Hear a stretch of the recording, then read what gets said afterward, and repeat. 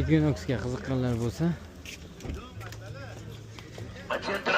holatini ko'rsatamiz. Kameralar ham bor ekan. Ichki holatlari yaxshi, 28 ming yurgan ekan. Mashina holati yaxshi ichi.